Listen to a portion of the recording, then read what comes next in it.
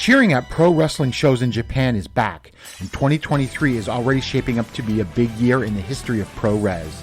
That's why you should listen to the Emerald Flow Show. From the Royal Road to the Green Mat, Paul and Gerard take you into the world of All Japan Pro Wrestling and Pro Wrestling Noah. Not only do we analyze events, but we examine business, who is getting over, what angles are working or not. Occasionally, we take a look at other Japanese promotions like DDT and Zero One. So if you're looking for more coverage of the world of Japanese wrestling, check out the Emerald Flow Show on the Voices of Wrestling Podcast Network, available on all of your favorite podcast apps. This podcast is a member of the Voices of Wrestling Podcasting Network. Visit voicesofwrestling.com to hear the rest of our great podcasts, as well as show reviews, columns, opinions, and updates across the world of wrestling.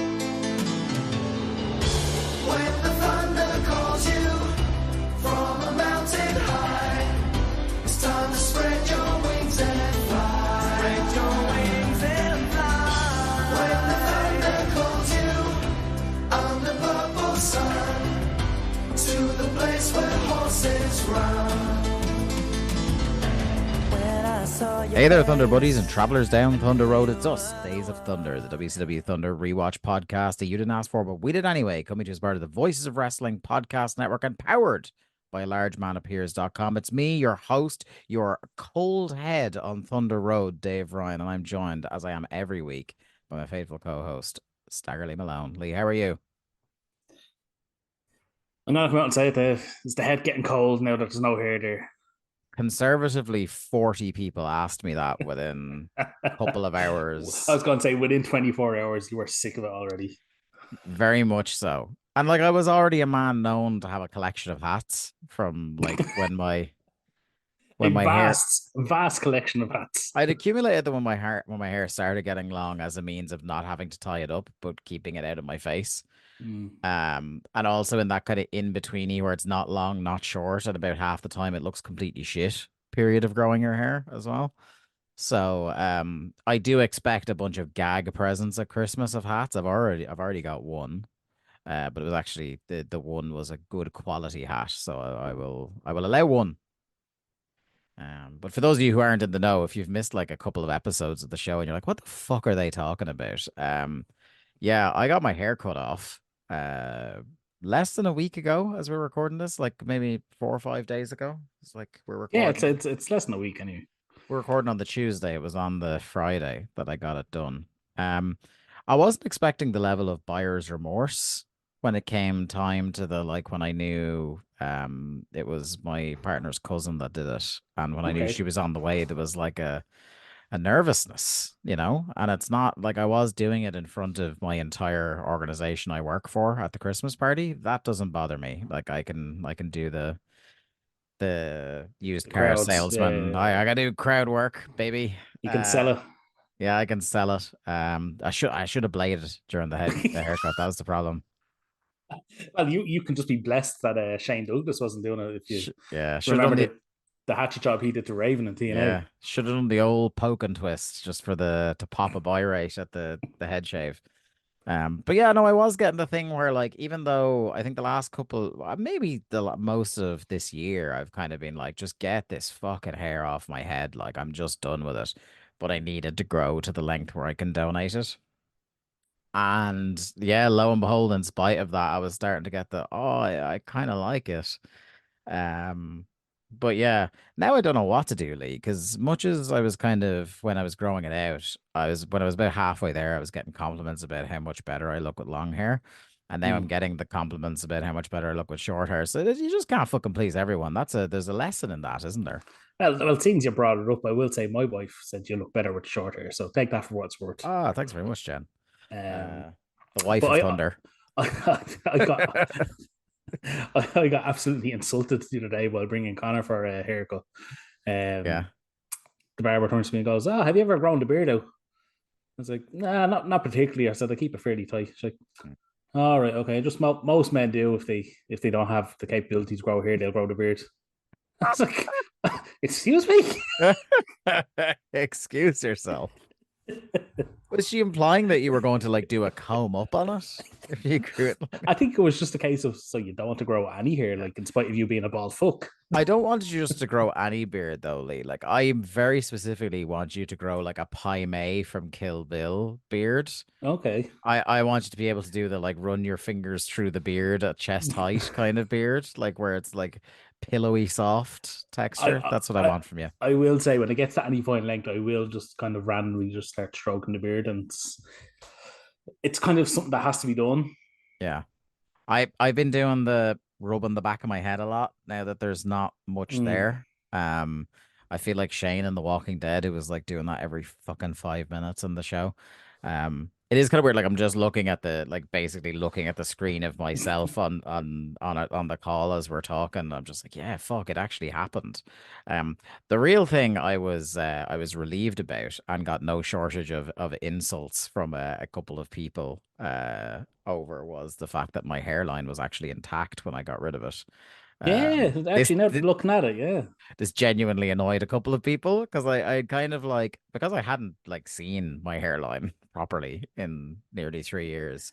I was like, I will say it's fucking pencil straight. Looking I at get it. it. Like, well, this is like I genuinely like because I whatever about the front, you can kind of tell with the length of when I have to pull it back. But it's more the kind of sides up here, do you know, where you would expect the Where it typical, starts dipping, yeah. the typical where it starts dipping. And like it seems to be where it was before, which is I mean, I hate you even more now. yeah, but literally I got two people who I didn't even say it. It hadn't occurred to me to say anything about the hairline. I wasn't going to. And then two separate people messaged me, you prick. And I was just like, I'm sorry. Like I don't know what to tell you. Have you considered going all out with the like shaving razor and going totally bald?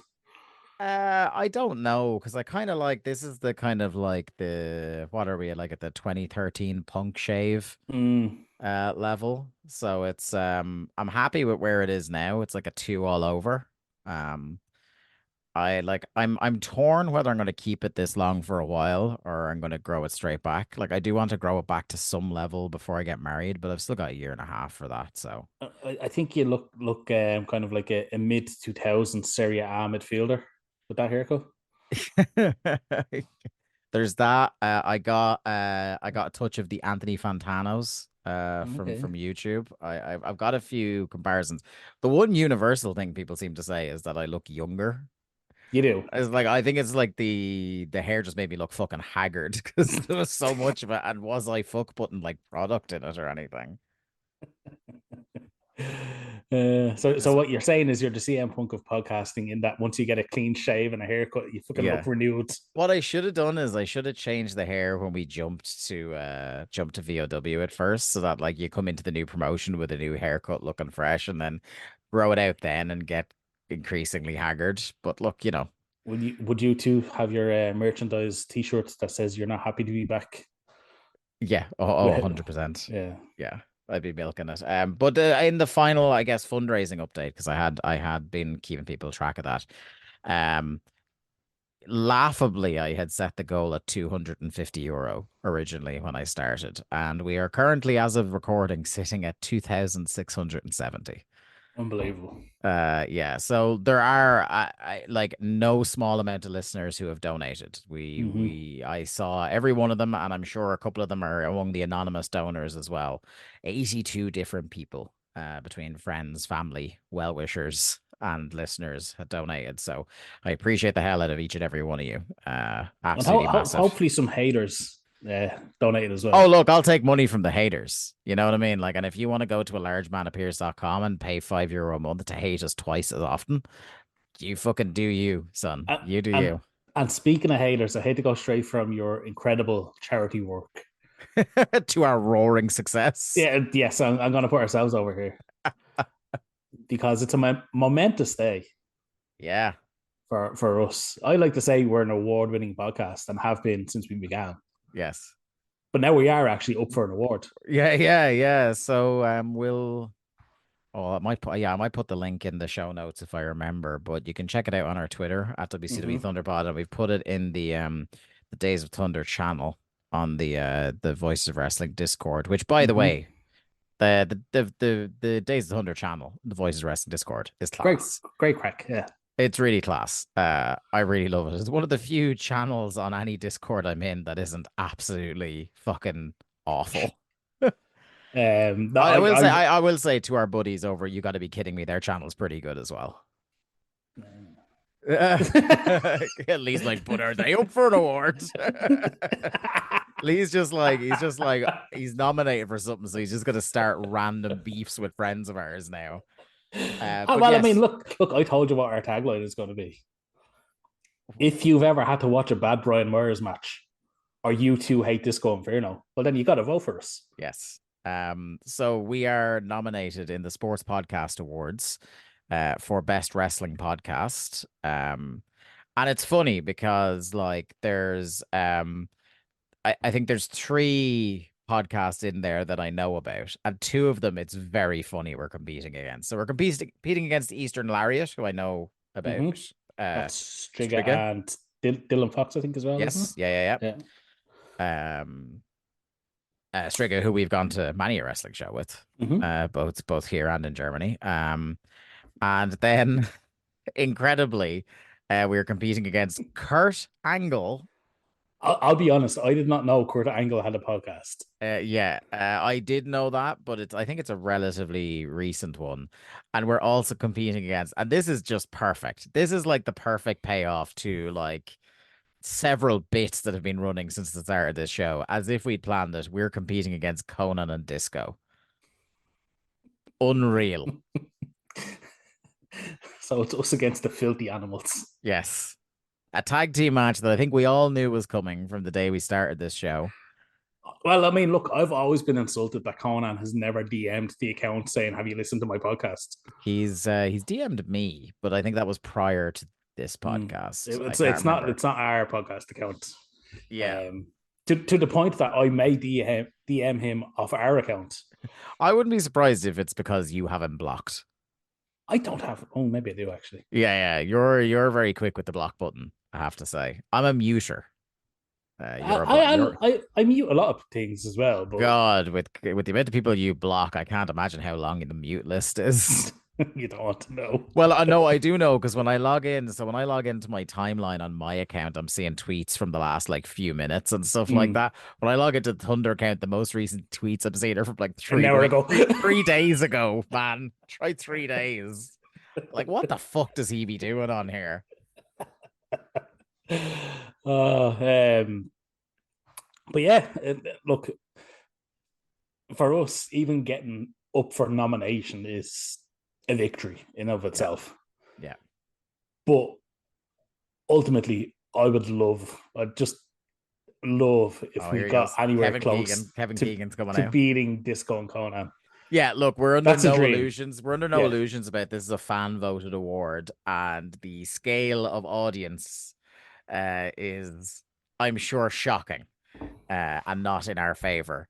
That said, we would really appreciate it if we can get anywhere near these guys. It would be tremendous. So yeah, follow the link on our Twitter, in the Discord, and if I remember it, in the show notes. They're open for a few weeks, I believe. I believe it's still the last week in January, and then results are in the fourth week of February. I don't know I think it's a virtual award ceremony or... It is, yeah.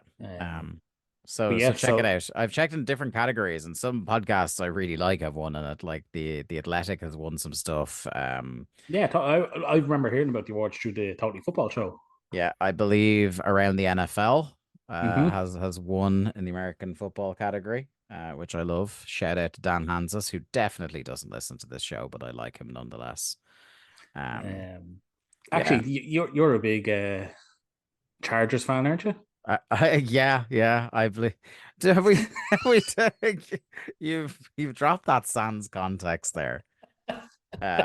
Listen, I know you. You're a big LA Chargers fan. Yeah, look, like all things in life, I blame Queen Elizabeth II for this because do you remember when she fucking popped it there last year, Lee, I and recall it. Yeah. about a year and a half ago, and all the sports stopped in Europe for like a couple of Mm, weeks. So a lot of us flocked to watch Red Zone. mm, And I said to Jack, who is a big American football guy, he's a Giants fan. I said to him, I'm going to tune into Red Zone for the first time because American football is a sport I've always admired. But because of the time difference over here and because of how much football and wrestling I watch, I just don't have the time to commit to it regularly. So I usually I might watch the championship games, I might watch the Super Bowl every year, but mm. that's about it for me. So I said, I'm going to tune into Red Zone, and whoever scores the first touchdown, I will support them with my dying breath. Uh, and lo and behold, it was the Chargers, which Jack at the time described as a very esoteric pick. And I have learned in the year and a half since they are somewhat of the Tottenham Hotspurs of American football. Cannot help but put their foot in a bucket or a bear trap at every available opportunity. They've got an absolute like Hall of Fame level quarterback only in the first like few years of his career, relatively speaking. Justin Herbert, who's incredible. And they were like they got undone by fucking Tony Khan's Jags last year in the playoffs. And I thought, all right, they're getting new coaches in this year. We're going to do much better. And I don't know if you've seen the Chargers record this year, Lee. That's why I brought it up. It's fucking Jesus. It makes me think more fondly about Manchester United these days. I was just going to say, like all Tottenham fans, do you denounce your fandom after every single touchdown scored against them? No, but I do think about it. Yeah, of course. Yeah. So were you literally just bringing up my Yeah, well, beloved bolts there just to slag me off? Yeah, well, they just sacked their coach, didn't they? They did. They sacked the coach and the GM as well.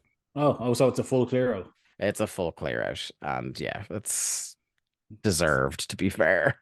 So what I'm learning here is they're clinging to the hope that Herbert won't fucking try and leave Or get end of his injured. contract. Yeah. Anyway, that's our NFL talk for now. Yeah. There's the real NFL intelligentsia is happening on Days of Thunder. You got that right. Fucking hell. We didn't even get into like I just kind of took over things there early doors, buddy. How are you? How's the build up to Christmas? You've got 2 young kids and a shopping list. I'm pretty sure we're all set. Yeah. By pretty sure, I mean I don't have anything else to do. It's all up to Jen. So You're such an owl, lad. As in, I got her present, so I'm assuming just everything else is sorted. Uh-huh. But yeah, no, I think like legit. I think there's 1 or 2 things to be delivered, and they're not overly important. Okay. So we'll be good. Yeah, no, looking forward to it. We have Grace's birthday on Saturday. Yeah, Saturday. Yeah. So we have that to look forward to as well, and Hey. a nice bit of pre-Christmas cake shall be had. Oh man, I'm just thinking of listing all the stuff I'm going to be having over Christmas. Is great. I think I'm celebrating finishing work tomorrow with just an enormous chipper. Start the holidays off right. It's happening. Well, but Jen, I don't know if we talk about this, but I'm assuming you, like everybody else in Ireland, is a turkey and ham for Christmas dinner. Yes. Yeah, we're not doing that this year. Oh. So because there's only myself, Jen, Connor, Jen's mom and brother for dinner this year, we decided we're getting a leg of lamb. Ooh, I know. You see, you nearly lost me, but you won me right back. Yeah, see, look, here's the thing. Turkey stinks. I will say turkey by itself stinks, but turkey, when you've got the gravy in and when it's accompanied with the ham, it's a good time. It's a perfectly pleasant dinner, yes. And when it's in the post-Christmas leftover sandwich combo. I haven't done it for a few years. I used to love it, but I haven't had it in the last couple of years. I stole the Friends punchline from Ross's Rage episode of I do the moist maker, where I soak a slice of bread in the middle of the sandwich with gravy. Ooh. And it really kicks that Sambo up a notch, I'll tell you. But still, leg of lamb. I mean, yeah. I'm not gonna say too much. And plus, the lamb is literally being picked up on Christmas Eve and brought home and put in the oven. Like you can't get any fresher than that. It's gonna be falling off the bone by the time you get it. That's what you want. That's what you want. So I'm looking forward to Christmas dinner for that reason alone. Let alone all the stuff that shall be around it. Indeed. So, shall we move on to wrestling? I guess. I mean, sure. Well, but you know what? Actually, we talked about Christmas presents, Lee. Should we just say that we got our good friends, the listeners here, a Christmas present that's coming next week for them? Did we? We did, because on Christmas Day, yes, we usually, literally recording it right after this, Lee. Good man. On Christmas Day every year, we usually drop a Christmas special. Now, obviously, for circumstances outside of our control, we couldn't do the usual WWA special. That will return, fear not, my friends, in 2024 for the holiday season. But Lee and I didn't want to leave you guys without a Christmas Day pod from us to be enjoyed over the festive season. And we thought, what is the Patreon series that we usually enjoy the most? And that is At the Movies. It's the one I probably enjoy recording the most. And I thought for a while about what will we do? Will we do a direct wrestling tie-in? Because you could go Santa with muscles, but I feel like it's one of those like heroes of wrestling. Everyone's done Santa with muscles. So I thought about it, and I decided I wasn't going to go with, because I have a couple of personal favorite Christmas movies. I didn't want to go with, like, Die Hard would have been Route 1. Yeah. I am going to watch Die Hard over Christmas, but it's pretty Route 1. I would find it very hard to talk for an hour and a half about Muppets Christmas Carol. That was the one I was literally going to say. I was going to suggest it, but then watching it, it's like, what do you say for an hour and a half about it? It's perfect. It is the perfect movie. Yeah. Like it would be an hour and a half ago, and this bit was class. And this bit was class, which is kind of the At the Movies experience, but like we would have absolutely nothing of substance to add to Muppets Christmas Carol at this day and age. So we settled on, is he a WWF Hall of Famer? I don't fucking know. I feel like if he isn't, Hall of Famer. I feel like if he isn't, they'll somehow work him in. But Arnold Schwarzenegger Christmas classic Jingle All the Way is getting the Days of Thunder treatment for Christmas Day. I'm very excited to get to that, to record it and to chat about it. I was literally about to start launching into some of my thoughts on the film, but I won't. I'll save it. As is the Christmas tradition, it will be a free post for that week on Patreon. We'll go behind the paywall after Christmas week, but as a Christmas present to you guys, if you go to alargemanappears.com on Christmas Day, your At the Movies Christmas special will be there for you. And speaking of the Patreon, so we have one more show, well, two more shows to drop after Christmas. Yes. On the Patreon. Yes. So the week after Christmas, the Monday, it'll be... we'll drop it before Christmas. Or before the New Year. Whatever day before Christmas, we won't be dropping it. Yeah, no. Before the New Year. Yeah. We are going to drop another Patreon show because, like you say, the Christmas show is like a special. We always add it on. Yeah, so it doesn't count as part of your 2 a month. Yeah, so for our second show, Patreon show of the month, for subscribers only, this is going to be a surprise for Dave. Yes, this is news to me. So what I have come up with is a mix of, do you recall we had Mark Buckley on the show, and he gave us a mixtape? Yes, the must-see mixtape, which was one of my favorite episodes of TRL we did.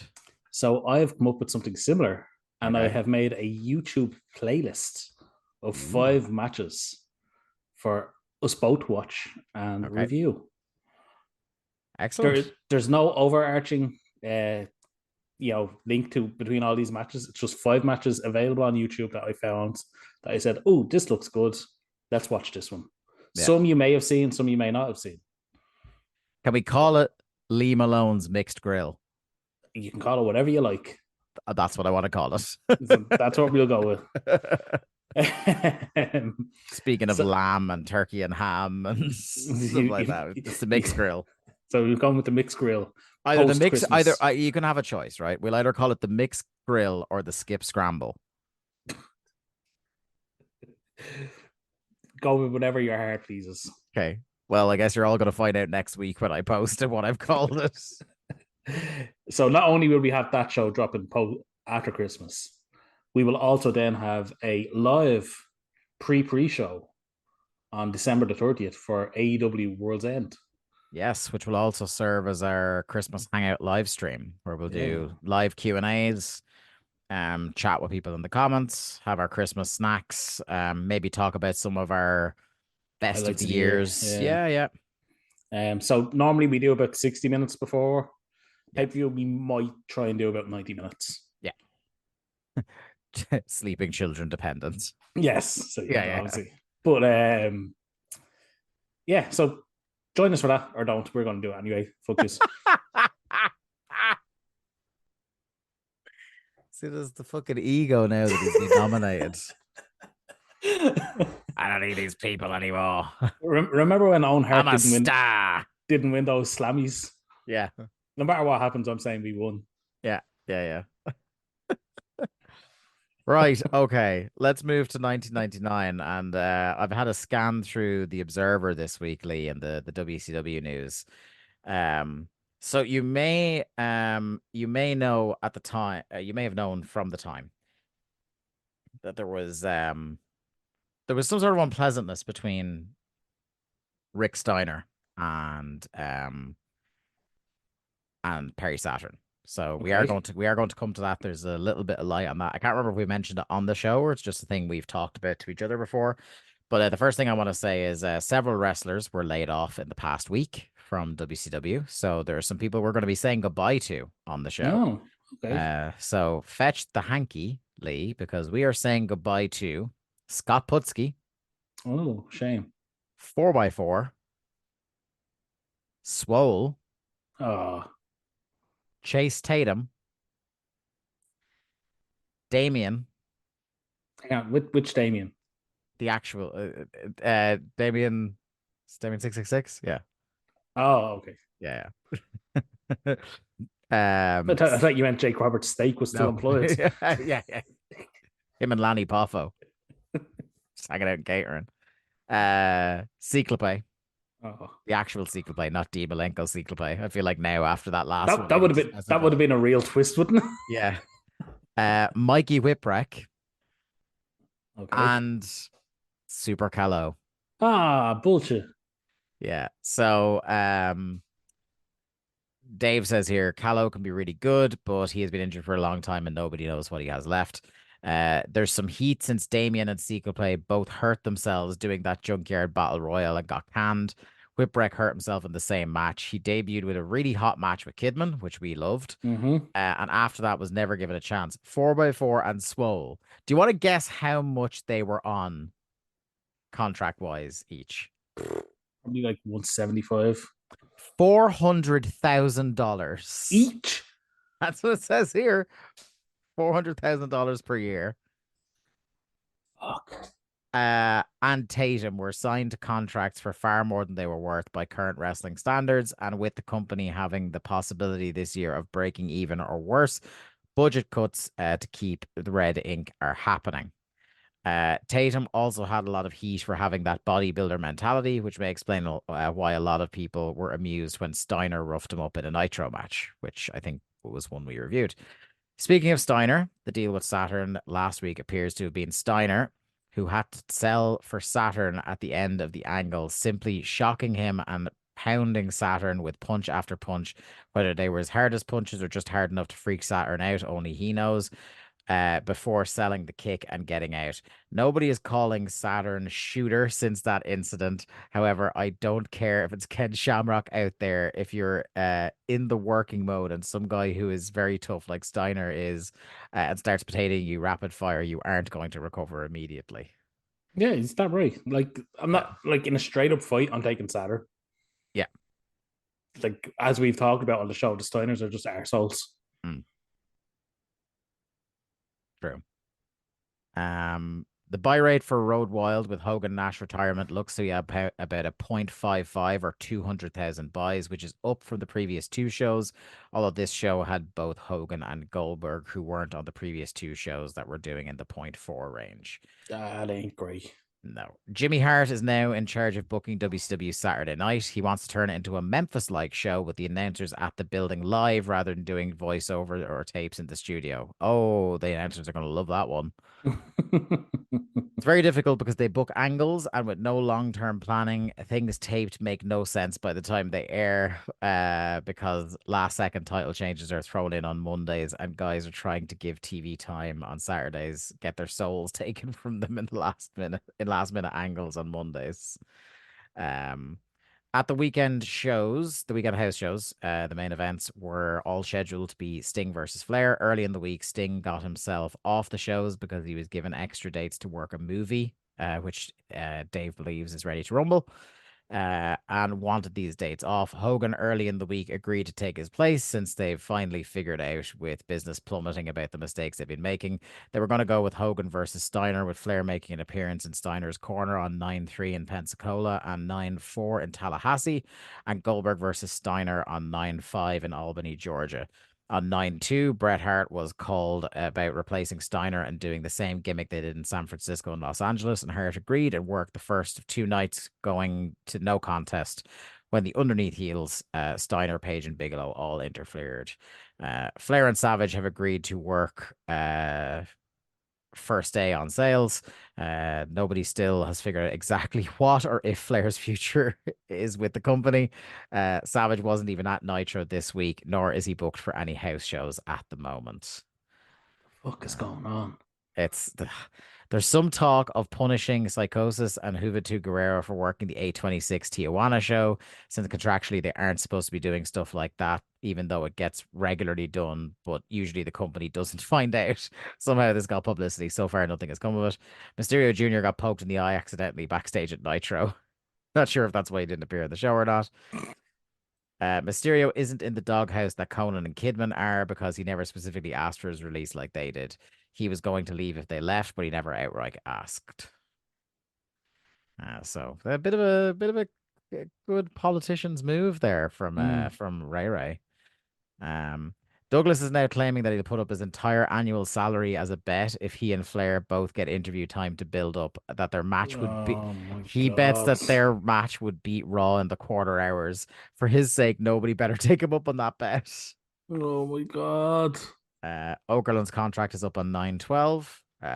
Conan will be medically cleared to work starting this coming week. It's a shame we already did this, because this would be great to put on the calendar for a movie review. Access Hollywood is doing a story about Andy Kaufman's days in wrestling to coincide with the movie Man on the Moon, which is coming up soon. Public Enemy are still around in the company, although they haven't been used much of late.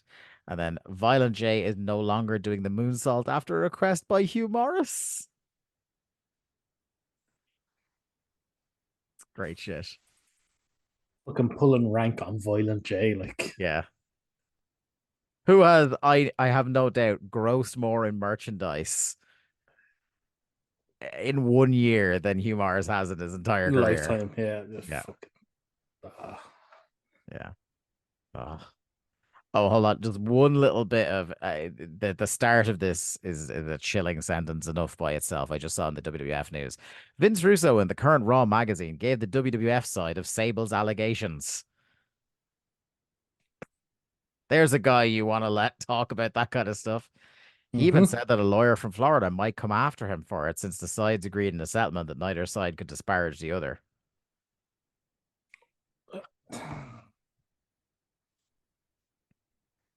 That's just what the fuck. That's just classic Vince. Shall we move on?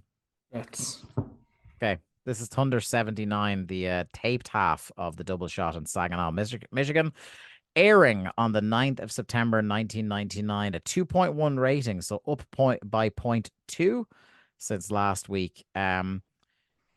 Sad news to start the show, and that is the passing of referee Mark Curtis, better known as Brian Hildebrand. One of the things he would become shortly known for is one of the all-time most memorable wrestling tribute shows that featured wrestlers from all the major companies being allowed to work each other. I think, whereas I wouldn't exactly, I'm not going to claim to be Hildebrand's biographer here, Lee, and maybe you have a bit more kind of knowledge about him than I do. Something that's always struck me about the Hildebrand tribute show and the way kind of people talk about him is like, this was a guy who was like one of those rare souls in wrestling where everyone liked him. No one seemed to have a bad word to say about him. Yeah. For those who don't know, like when Smoky Wrestling was a thing, Brian Hildebrand was basically Jim Cornette's right hand man. He did a ton behind the scenes for Smoky Wrestling. I think if I remember correctly, there were stories of like, if Hildebrand had been like half a foot taller, he absolutely would have been a great wrestler because he was capable of, taking bumps and being involved. I believe he was a manager in Smoky Mountain at one point as well. And he was a manager on like the Tennessee and Memphis Indies for a long time. And then he obviously got the job with WCW as a referee. But yeah, like all the stories are that like everybody loved him. Not one person, even in the fucking toxic wasteland that was WCW, ever had a bad word to say about the guy. Yeah. He also one of the most famous referees saving a wrestler from a fan attacking was Brian Hildebrand. He's like, it was not only like nice to do the graphic, but I thought like Tenay had a really touching sentiment to him to open the show as well. I didn't write it down, but he said some very nice words about the guy, which was really, really nice. Unfortunately, we started off the show with hardly a classic to get us out of the sad mood. It was Barb versus Buff Bagwell. And Larry started the night as he meant to go on. This was an incredibly distracted Larry night, even by Larry's standards. He started off by saying that his belief is that everybody who hates America hates them because of their standard of living. And he believes they earned that standard of living through fighting and dying in 2 world wars. I don't think that's how standard of living works. I think it is at my most generous I can be to Larry, it's an oversimplification. Because I will consent that the business of war was very good for America in World War II. It helped finally drag them out of the Depression, but it's not the sole contributing factor, Larry. Without getting too much into things. This is all brought on by the way of there's heavy Berlin chat in the first 2 segments of this show. And he describes like he seems right. You seem genuinely put out by this. Like he's painting the entire continent of Europe as commies. As being commies, but also he mentions that communism isn't around anymore. Like, you heard of Francis Fukushima, who wrote The End of History. Yes. And his big theory was that like once, the Cold War was over and capitalism won, that this was the end of history as we knew it. If he tuned into Thunder on this day, he would have had a fucking stroke listening to this man like just butcher a century of European history. Because he describes there being a lot of confused Europeans around since the fall of communism. Yeah. Dog shit. On the same show that we have the British aristocracy showing up for a 6-man tag. Yeah, for a fucking Butlins trios match. Yeah. I do love that the true American male himself Buff Bagwell is who Berlin has targeted. Yeah, of course. He has to take him down. He can't live with Buff's high spots though. Like Buff is too energetic and too fast for him. He immediately needs to go out for a team talk with Jimmy Hart, who, even by his own standards, is wearing an absolutely abysmal jacket. Can we point out that the Faces of Fear, who have not been a tag team for all of 1999, yeah, Barb still wearing his Faces of Fear tights. Yeah. Cannot be arse getting new gear. No, of course he can't. Why? Like, I mean, why would you care at this point? Like, where's the oversight? Where's the management gone? Like, I like that this is the one time that you're like, where's the management in WCW? Nothing else has made you ask that question before, but Barb not getting new tights. That's it. I mean, we've had like 3 or 4 different times where the Faces of Fear have exploded. Yeah. Like, just have some alternate tights that don't say Faces of Fear. Buff smacks Barb around again, but Jimmy hooks his leg and Barb gets a clothesline. And I love that Barb goes for the clothesline, and Buff was absolutely not taking this clothesline anywhere near his head or chest. He put his hands about 2 foot in front of his face to take the swinging arm, and I can't blame him at all. Buff, like, I will say, even though this match is bad and short, like, the crowd are super into Buff. A lot of crowd support for him. Barb walks into a corner boot, big crossbody for 2, and a swinging neck breaker for another 2 count.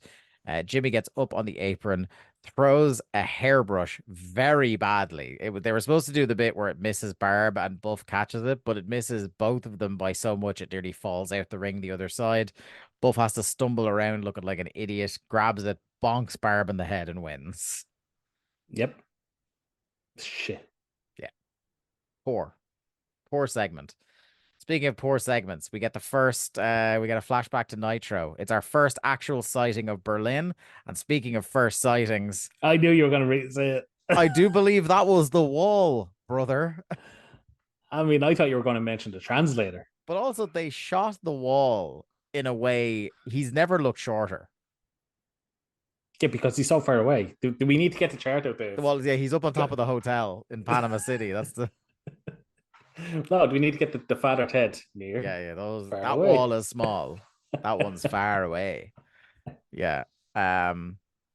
So yeah, the translator, who doesn't stick around for long as part of the gimmick, because the whole thing at the start is Berlin today refuses to speak English. Yeah, today, like, we know perfectly well he speaks English, but I don't think they're willing to acknowledge he's Alex Wright. No, they like that. He says, yeah, we know he speaks English, but we will not say that's Alex Wright. Like, how do we know today? How do we know he could speak English? That's Wonder Kid went from an EDM fucking dancer to a fucking Rammstein listening. Yeah, fucking commie apparently. Hey, look, German industrial music was all the rage at the time. But we learned that Buff Bagwell is going to be the first victim of the, and I quote, German machine. Yeah. It's just very interesting to me. Like, the things that Berlin is evocative of are things that I don't think would fly now. It's interesting. I mean, if it was the WWF at the time, he would have had like an SS tattoo. Yeah. He would have been wearing like the spiky helmet, or like dressed like a stormtrooper or something. Yeah, 100%. Would have went to the same fucking tattoo artist as the Harris Brothers. And next up, we have a video package that fucking ruled. Yes, it did. I was hoping you would have the same opinion. It is. I didn't even write any notes for it. It's about career rivals Lex Luger and Sting. They have been friends sometimes. They have been enemies sometimes. They have been competitors throughout. And when one achieves a significant milestone in their career, the other one isn't far behind or is achieving their own milestone at roughly the same time. And it tracks them the whole way from the first Clash of the Champions to now. It's fucking brilliant. It goes back further. It says they both debuted in 85. Oh, true. It says Sting had his breakout moment at Clash against Flair. Little over, I think it says like a couple of months later, we had Luger versus Flair. Then it says Sting won his first world title at Great American Bash 90. Luger followed suit at Great American Bash 91. It says, they were friends. They won the Crockett Cup together. They won the tag belt. It took until 96 for them to win the tag belts.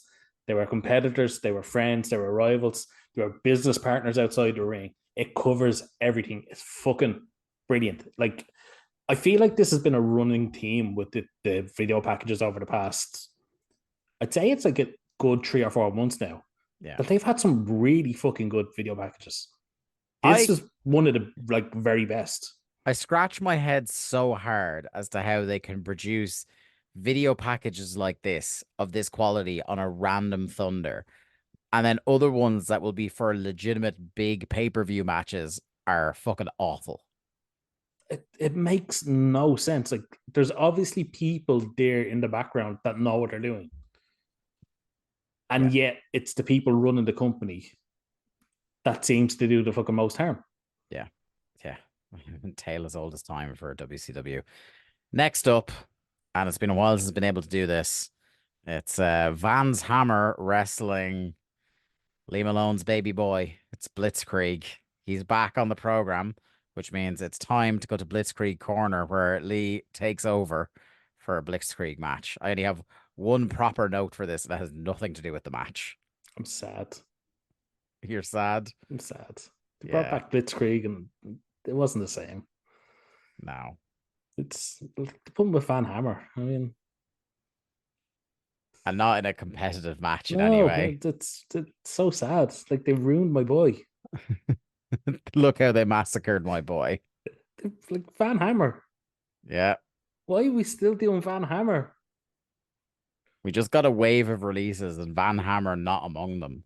Like, 4 different gimmicks he's gone through this year. It's actually I think a lot about Bischoff, who there's a famous clip of him going around talking about how much he fucking hated Van Hammer and thought he was dog shit and stuff like that. Multiple opportunities to fire this guy, Eric. There are people who are actually talented who just lost their jobs in WCW, and Van Hammer still here, still pinning dudes. Like, we have to get rid of Seco Pay and Damien and fucking Super Calo, but Van Hammer will keep and push and feature. Like, I don't even. The match was shy. Like, Blitzkrieg didn't get to do fuck all. Van Hammer got lost on a backslide. Like, how do you get lost on a fucking backslide? Oh my god, that backslide. Now, I will say, I think there was. I don't think it was all him. I think there was some fault on both sides. Yeah, there was something going on. I couldn't quite. It was so messed up. I couldn't quite tell who messed it up the most. Van Hammer drops a leg drop with the wrong leg at one point. Like, he does this thing where he does a leg drop to the stomach. Yeah, and I don't think he does it intentionally. God. I hate this guy. He's just so fucking bad. Yeah.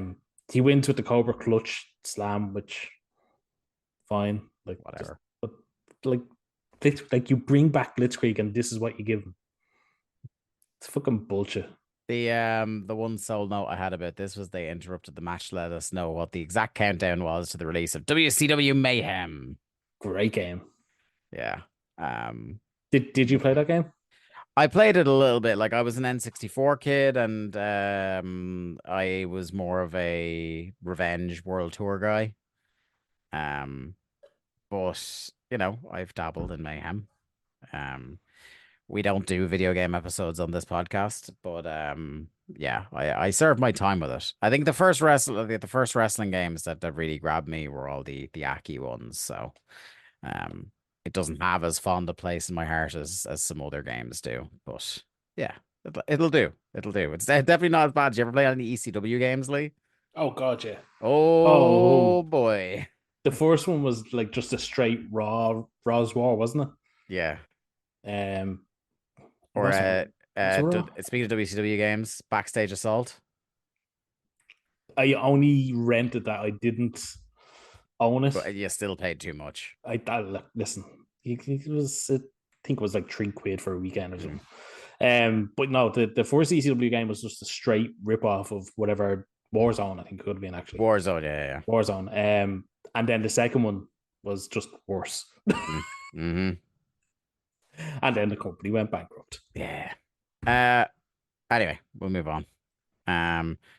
We got a Hummer video package. You talk about from the sublime to ridiculous. Like, our last video package was so fucking good, and this just reminded me of an angle I do not care about, did not care about, and will not care about. Do you know the funniest part of that angle?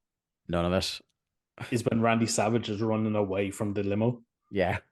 I don't know if you've noticed how he runs. That's a man that has no mobility in his body at all. No, he's like Cotton Hill. His ankles got shot off, so they fastened his shins onto his feet. Yes.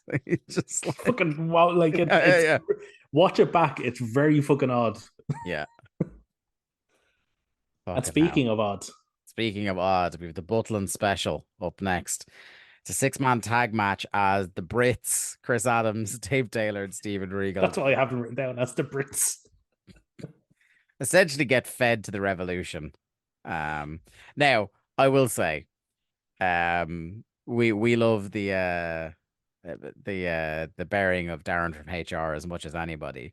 But I still think Regal, for his comedic instincts, second to none. Oh yeah. Right. And the bit during their entrance where he gets his big ruffled sleeve and he tents the middle of it to do like the bicep curl. Great bit. Great dumb bit. I laughed. I will say the Brits have a great jacket game. They do. Chris Adams still has a very poor talking trash down the camera game. Still doesn't get it. Still mumbles about England being great and America being shit. Brilliant, mate. Change the record. Thank you. This was a whole lot of nothing. Oh, shit. Like Butland special is exactly what I describe it as. Yeah. Until Benoit just basically fires up and does his finishing sequence, headbutt, crossface, Adams taps out.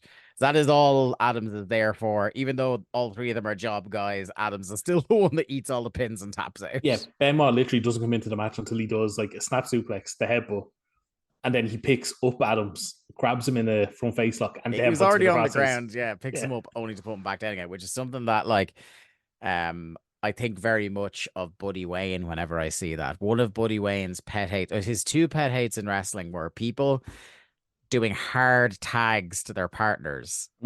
There's a story of him, God, I can't remember who it was, when like him and Brian and Vinny and all them used to wrestle for Tim Flowers.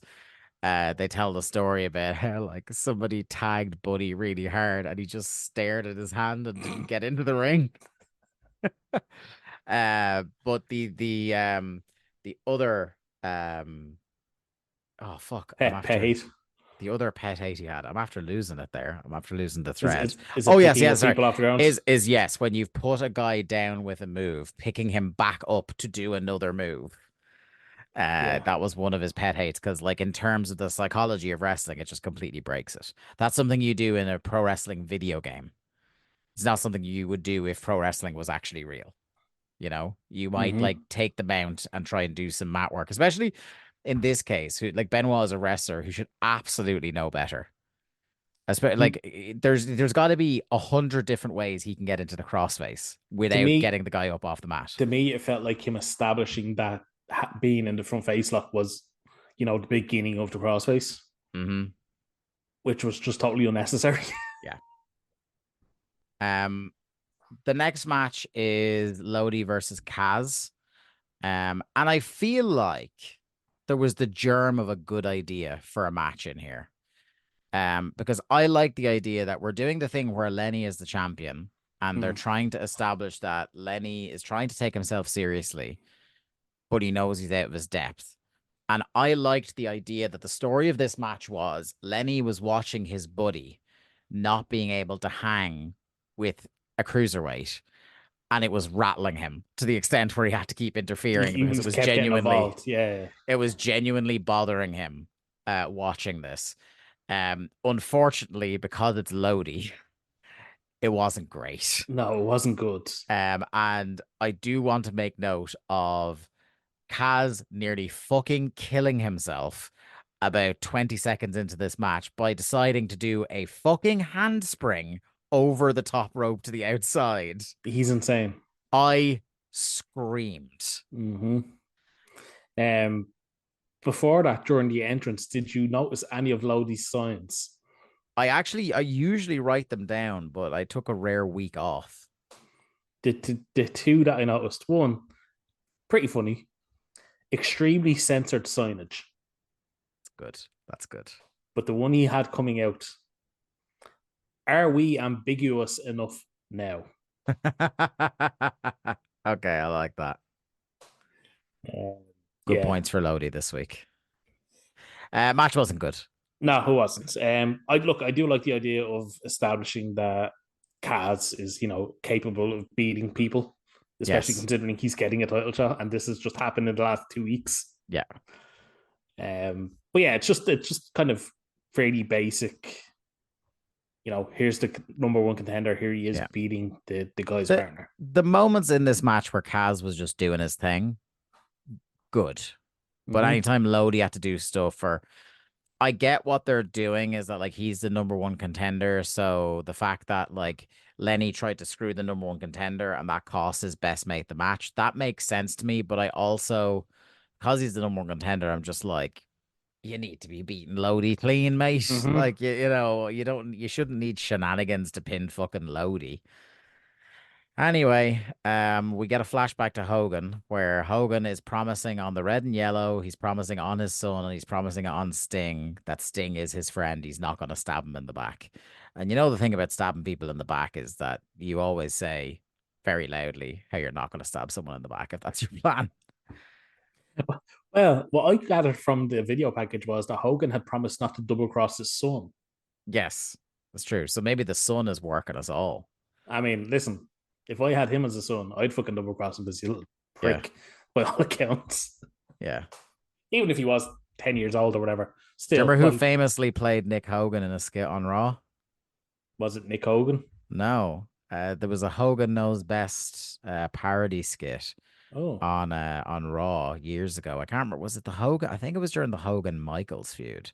Okay. And Nick Hogan was played by one sweet and sour Larry Sweeney. Oh, okay. I didn't know that. Yeah. Anyway.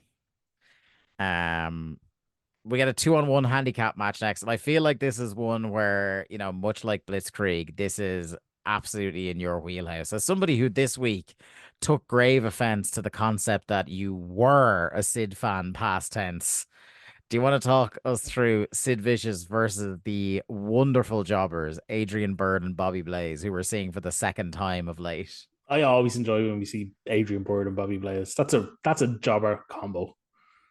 And they literally just eat a choke slam on a power bomb. No lesson.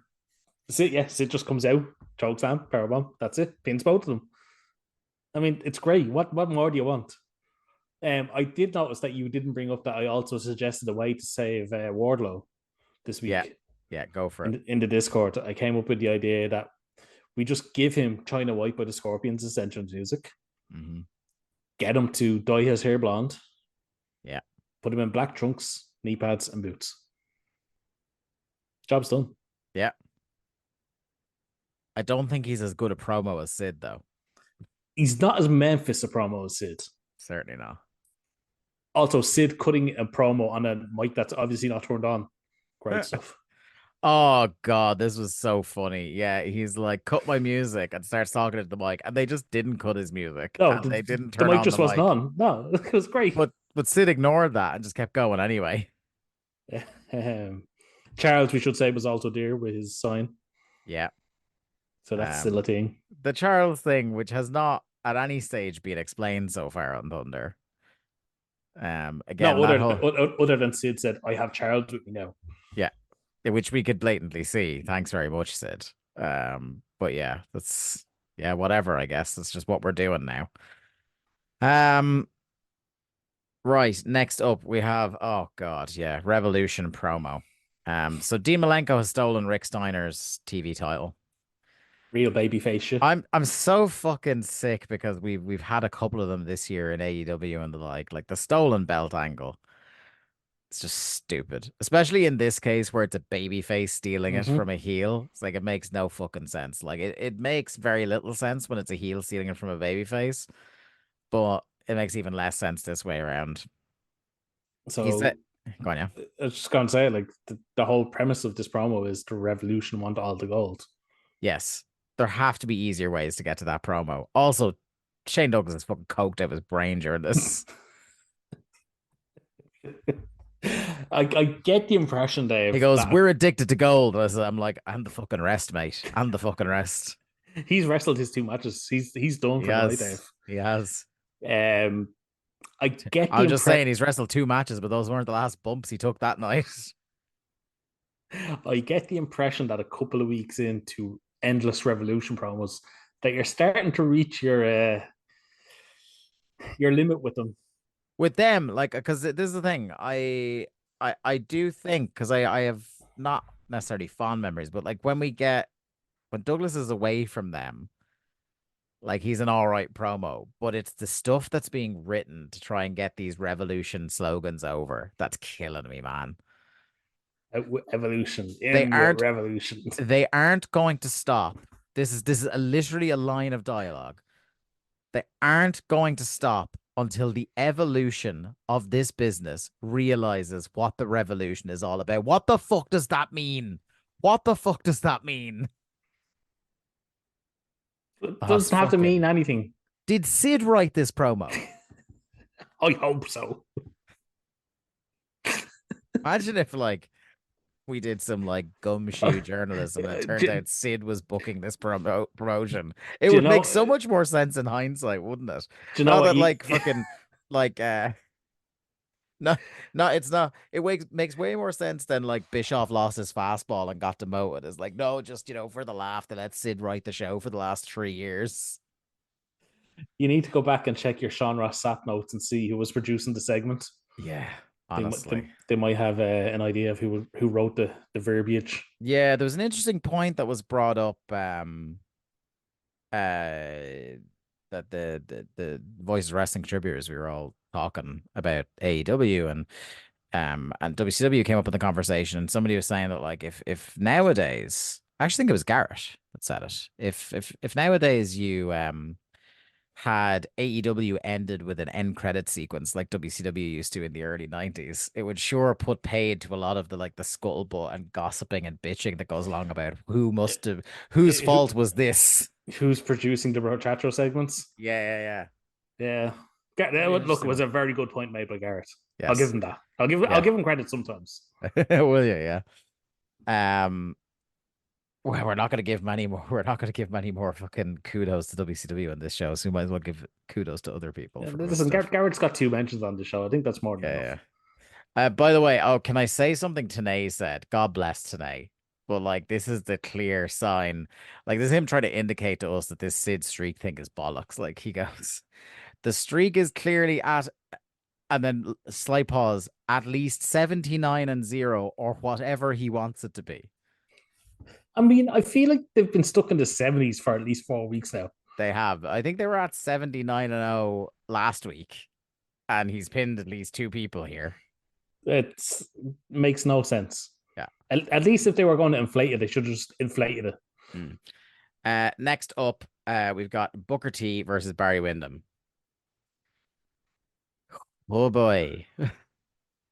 I have been the Barry Windham defender on this show. And is this where that train comes to a halt? I'm not going to defend this one. This was boring as fuck, man. For a start, whoever the seamstress was in WCW at the time who said, you know what would really behoove Barry Windham's physique is giving him a belly top. Emphasis on belly. Barry Stevie Richards Windham over here. Good Lord. Big windy cool. It was not a strong look. I'll say that. No, it was a soft look. I mean, the match was just bad. I mean, it was just interference, smoke and mirrors. They really, like, everybody had to dig in to get around Barry Windham's very clear limitations now. And sad. And he's one half of the tag team champions. And I feel so bad. I say it every time he's on the show now. I feel so bad for Booker T. Yeah. The guy worked so hard. And now they've stuck him back with Stevie Ray and have him wrestling Barry Windham. We don't know what to do with your brother, so you're back in a fucking tag team. And he's going to spend a good bit of next year feuding with said brother, which is the only thing worse than partnering with said brother. And Larry as well, by the way, completely took the air out of this match as soon as it started, where he basically said, look, these lads aren't going to try because neither one of them wants to get injured for the pay-per-view. And then he said it a second time during this match. The pay-per-view that's 10 days away from the taping. Yeah. It's fucking bullshit. Booker gets attacked a couple of times by the Rednecks outside, which leads to a slow-ass heat spot. Booker tries to fight back, gets raked in the eyes, gets punched into a stupor in the corner, float over suplex from Barry for 2, throws Booker out for another double team. Harlem's sidekick out of nowhere puts Booker in a good spot, but just as he goes to cue up the missile drop kick, the Rednecks are in for a DQ and a beatdown of Harlem Heat. This is very much a heel do beatdown episode. Yeah, it was. When WCW have an idea, by God, they will beat it into the fucking ground. It was not what I'd call a strong go-home show. By the way, this is the go-home show for the pay-per-view. You're fucking shitting me, is it? Oh, fucking is, yeah. Oh, fuck. I had no idea. I'm literally Googling this now because I'm like, there's no. Oh my God. It is. It's literally 3 days after this. I wish I hadn't brought this up. What the fuck is going on? Oh my God. This has made this show so much worse. This is like an all-time bad go-home show. What the fuck? Like, it felt to me like the kind of show you do in that dead, like, it's not been a couple of weeks since the last one, and it's going to be a few weeks till the next one. So we're just not going to, we're in neutral. Like if you had said to me, how long do you think it is till Fall Brawl? I would have said, 3 weeks. Because like they're nowhere near. They're nowhere near. I mean, 2 weeks ago we talked about them blowing up the whole fucking lineup, Dave. So fuck me.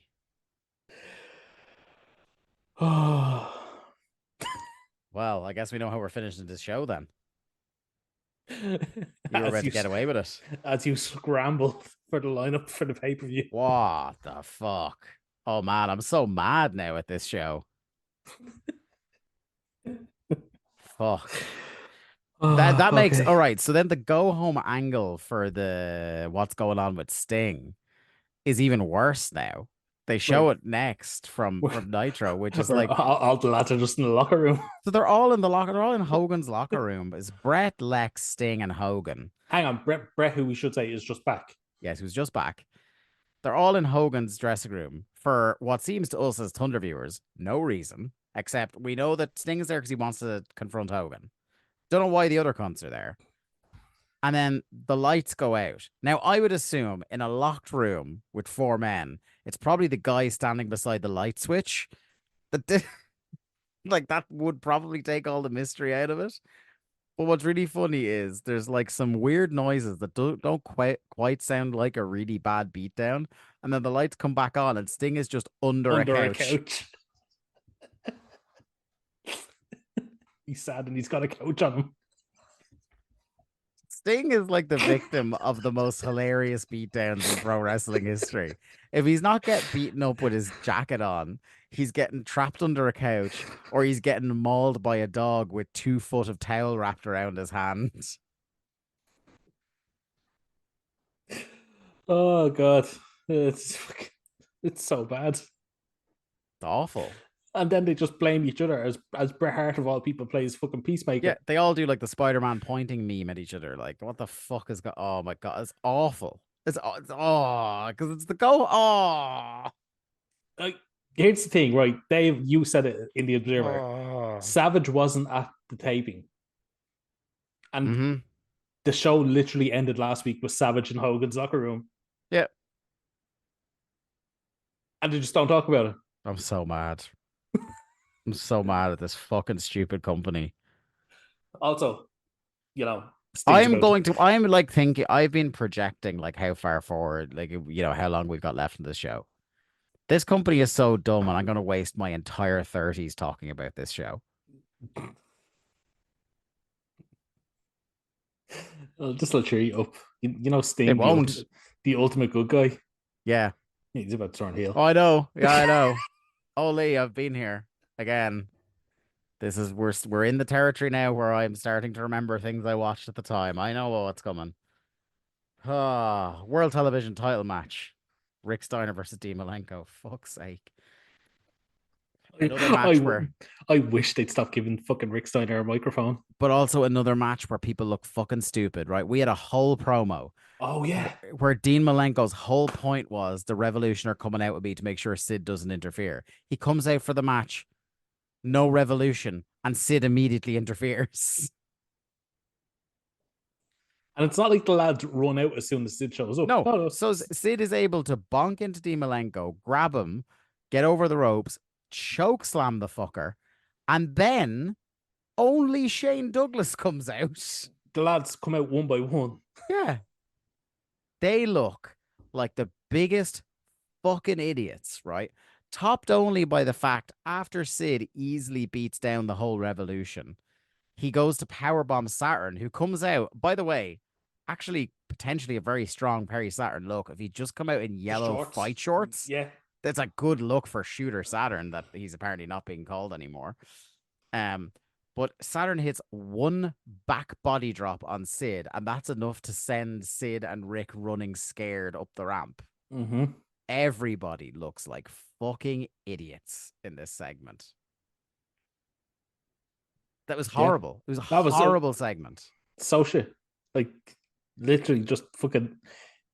It was like Malenko picked up the title last week on the live show, and they went backstage and went, "Oh, we've got an idea for an angle." Yeah. Can I make you angry, Lee? Always. So it's main event time. Mm-hmm. It's Goldberg versus Bam Bigelow. Remember that match we were anticipating? Hey, Lee, this is the first televised singles match between the two of them that was an actual match. So we've had 2 televised encounters between these men before. They had a Nitro match that was immediately disqualified, thrown out for a brawl, and then they had the triple threat with Nash, which also, I believe, devolved into a brawl and no contest. Remember, Bam Bam looked like the baddest motherfucker in the world, strolling through the company, coming in 3 weeks to challenge Goldberg. Yeah, remember that pull apart during World War III? Yeah. Long time since that. Just thrown away with no build on Thunder. Is there any point really in going through blow by blow? Because it's your standard Goldberg squash. This may as well have been someone like Jerry Flynn or Glacier. Mm-hmm. It would, like, you get a couple of impressive spots where Goldberg catches Bam Bam on a crossbody, and a couple of power moves here and there. But big boy, we always love to see a big boy jackhammer as well. Yeah, great looking jackhammer. But it was literally just to set up DDP coming in and then kind of leaving Bam Bam to get waylaid. Mm-hmm. Which is interesting because, like, he was in the ring early enough to break up the pin so that Bam Bam wouldn't lose, but he just didn't. And the crowd pelts the ring with garbage because they're fucked off. Yeah, because Goldberg wins with the jackhammer. And then Paige is immediately in with a chair, and the heel stand tall for a moment before Goldberg gets back to his seat. But at that point, the trash is raining down already. Yep. Yeah. And that is the last image you see before Fall Brawl. Yep. Rightly, let's wrap up this Thunder and then go to our pay-per-view go-home game.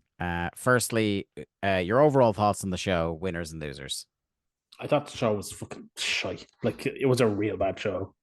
Not quite like all-time levels bad, but pretty fucking bad. I mean, winners and losers. Again, Sid looks good, fucking just destroying people. Just don't give him a mic.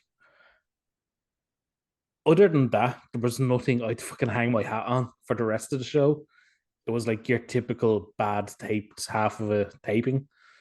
Yeah. I mean, the biggest loser of them all is the Revolution. I think are up there. Yeah, like they're not coming across well. Buff Bagwell, who is kind of in the middle of a big push, but also isn't. Mm-hmm. And it's weird, like, you can tell they want Buff to be a thing, but they're not really doing something worthwhile with him. Mm-hmm. The thing with the Revolution that fucks me off is, like, it should be the easiest stable in wrestling to book. These guys have been held down. Here they are. They've been held down. You've got 3 of the best wrestlers in the company, and you stuck, like, a boorish loudmouth good promo with them. Amazing. And somehow, instead of them making his wrestling better, they've made his promos worse. Well, see, Dave, you know what the big problem is with Revolution? They're not called the NWO Revolution. Yes, that's very true. And that's the biggest fucking issue.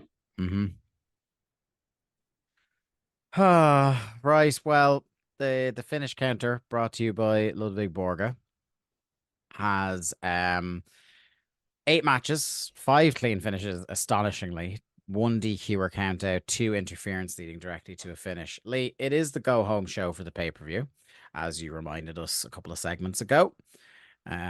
So that means you have to try and guess, and best of fucking luck based on this show, what the pay-per-view card for Fall Brawl 1999 is. And I will tell you, by way of a hint, there are 9 matches on this show. Of course there are. Okay. I think I can get all these. Okay. Hogan I don't Sting. think you can. Hogan Sting. Yes. Goldberg DDP. Yes. Benoit Sid. Yes. Rick Steiner Saturn. Yes. Harlem Heat and the Rednecks. Yes. Malenko and Douglas against the First Family. Yes. What's his name? Knobs and fucking the other fucker. Hugh Morris. Yeah. 3 left. Bagwell Berlin. Nope. Sorry, what? Nope.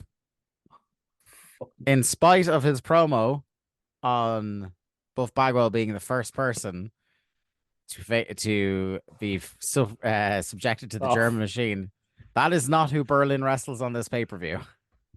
Okay, well, Kaz Lenny. Yes. I thought you were about to say no there. Berlin Norman Smiley. Nope. I'll give you one more.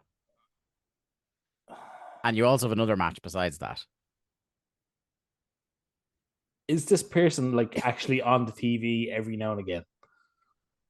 I cannot remember the last time I saw this person on TV.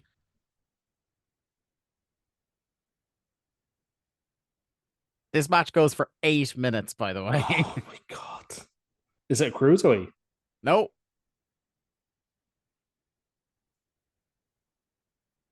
I'm genuinely stumped. Will I tell you? Is it Berlin Disco? Nope. Worse. Oh, go on. Berlin wrestles Hacksaw Jim Duggan. No, he doesn't. Yes, he does. For 7 minutes, 58 Jesus seconds, he does, yeah. No. Yeah. On a fucking pay-per-view. On a pay-per-view. Oh my fucking Christ. You still got 1 match left.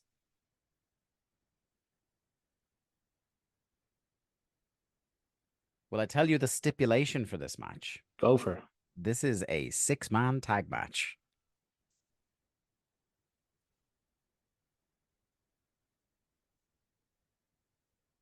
I will tell you 2 more details about it. It has to be the Filthy Animals. It has to be Eddie, Ray, and Kidman. It is. I will tell you 2 more details. Okay. It is the opener, and it is the longest match on the show. Fuck me. At 14 minutes, 14 seconds. What other fucking group is there in this company? Will I give you a hint? I mean, sure. You won't see a moonsault in this match. Oh, God. Yeah, it's fucking ICP and Vampiro. Yes. So you got 7. Hang on. The ICP are in the longest match on the show. Yes. Yeah, the closest to it, the Harlem Heat West Texas Rednecks match is 13 minutes. What? Sting Hogan is 12:24. Vicious Benoit is 11:48. I'm not watching this fucking pay-per-view. Yeah, you have to. Do you want me to find the cage match rating for it? I'll bet it's not good. Oh my God. The fucking Hacksaw Jim Duggan really took the win. It broke me. It's not the lowest rated one we watched recently. It's a 4.37. Let's see if there's any Well, I will say this won't come as a great galloping shock to you, I imagine. There's nothing that's 4 stars or above on here. I'm stunned. Now, I am very interested to see that the 6-man tag match and the cruiserweight title match got 3 3/4 from Uncle Dave. So I know it's one of those things where he's just got Stockholm syndrome and he's just broken by the whole thing. I can't believe that Kaz and Lenny Lane got 3 3/4 stars. Sorry, you can't believe that, or you can't believe that Shaggy, 2 Dope, and Violent J got 3 3/4 stars. I mean, listen, if sorry, it's 3 1/4, 3 1/4. Oh, 3 1/4. That's still a lot for the ICP. Sorry. I mean, listen, if they'd done a moonsault, it probably would have got another 1/4 star. Yeah, it is 3 3/4 for the cruiserweight match. Okay. Oh, right. Well, on that I'm hyped for this pay-per-view. I can tell. What a way to start the new year. Yes. And that's going to do it for the award-nominated Days of Thunder for this week.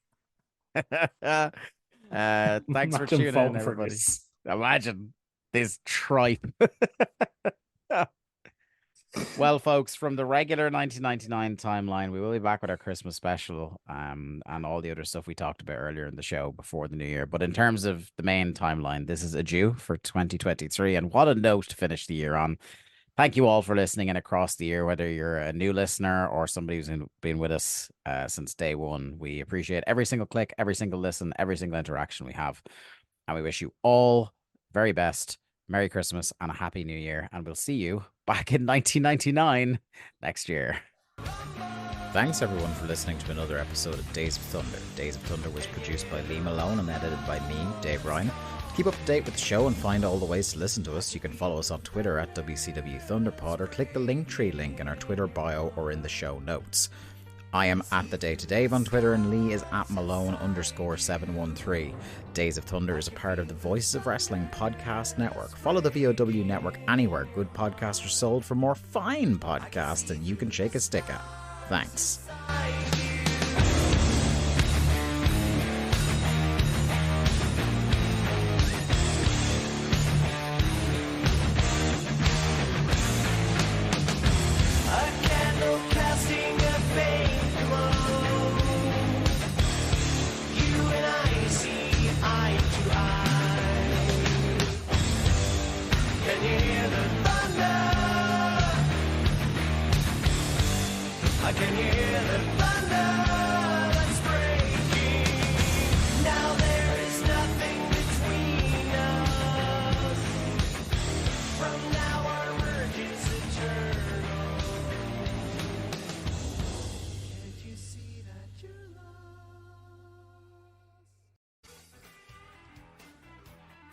Hello, Voices of Wrestling listener. Dave Ryan here. Have you ever wondered to yourself how many hidden gems are hidden away inside the last years of World Championship Wrestling? Have you ever asked yourself how many tenuous gags can be made about the name Mike Enos? And have you ever thought about what it sounds like for 2 Irishmen to interpret a very chaotic company through its B-show? The answers to all this and more are just a click away. Check out Days of Thunder every second Thursday on the Voices of Wrestling podcast network.